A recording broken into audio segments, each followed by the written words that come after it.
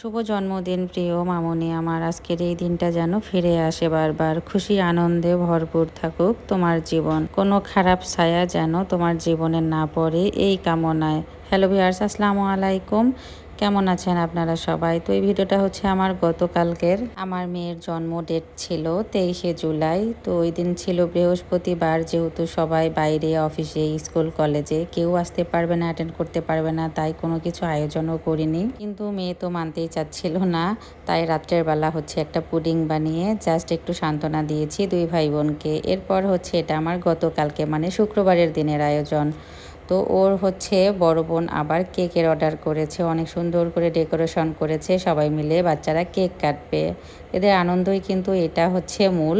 জন্মদিন হলে কেক কাটতে হবে, কেক কাটা ছাড়া নাকি জন্মদিন মনেই হয় না। আচ্ছা আপুরা, আপনাদের বাচ্চারাও কি এরকম বায়না ধরে? আমার ছেলেটা কিন্তু এখন অনেকটাই বোঝে, ও চায় না জন্মদিন করতে, বলে আম্মু আমার সময় করতে হবে না, অনেক কষ্ট হয় তোমার। কিন্তু মেয়ে যে কিছুতেই মানতেছে না, তাই ছোটখাটো করে আয়োজন করলাম ঘরোয়াভাবে। জাস্ট বাচ্চারা আর আমার হচ্ছে মেজো ননাস এবং সেজো ননাসের পরিবারকে বলেছি। আমার ছোট ভাগ্নি তো কেক নিয়ে আসছে, আর আমি কিন্তু রান্নাঘরে রান্না করতেছিলাম দুটো চুলায়, আর আসছে উনিও অবশ্য অনেক কাজে হেল্প করতেছে। তো আমার ছোট ভাগ্নি কেক নিয়ে আসছে, আর এদিকে দেখেন আমার ছেলে সহ ওদের টানাটানি শুরু হয়ে গেছে। আমার ছেলে হচ্ছে কেক খুলে দেখবে আর হচ্ছে দেখতে দিবে না, এটা নিয়ে ওদের দুই ভাই বোনের মধ্যে খুনসুটি। আর এইদিকে আমার প্রিন্সেসকে সাজাই দিচ্ছে আমাদের তানহা বুড়ি, আর এদিক দিয়ে অথই আর হচ্ছে নাসিয়া মিলে ওকে আবার সুন্দর করে নীল পালিশ দিয়ে দিল।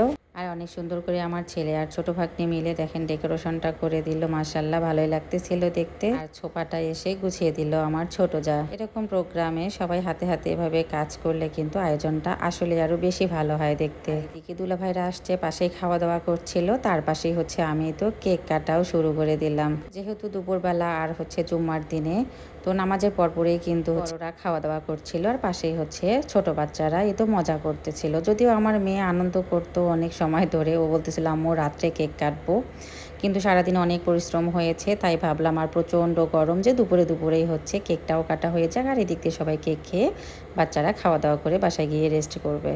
তো আয়োজন শেষে হচ্ছে এখন তার গিফট নেওয়ার পালা। এই তো তার সেজো ফুপি গিফট দিচ্ছে তাকে, আর ওর মেজো ফুপি আবার অনেকগুলো চকলেট চিপস নিয়ে আসছে। আর এর মধ্যে আবার আমার ছোট দেবরও দেখেন ওর জন্য সুন্দর একটা মগ নিয়ে আসছে। ও চকলেট চিপস সবকিছু পেয়ে তো অনেক খুশি, সবগুলো ঢালতেছিলাম, ও তো খুশিতে নাচানাচি করতেছিল, মানে কোনটা রেখে কোনটা খাবে। যতই প্যারা হোক না কেন, বাচ্চাদের এই ছোট ছোট আনন্দ স্বপ্নগুলো পূরণ করতে পারলে না বাবা মা হিসেবে নিজেকে অনেক অনেক গর্বিত মনে হয়।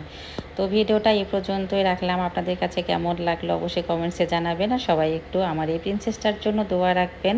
আজকে আবার আমার মেজো যা স্কুল থেকে মেয়েকে দোকানে নিয়ে গিয়ে এই গিফট কিনে দিয়েছে, সুন্দর কাঁকড়া ব্যান্ড আর আইশ্যাডো বক্স। আল্লাহ যেন সবসময় ওকে তার ছায়াতলেই রাখে, সেফ রাখে।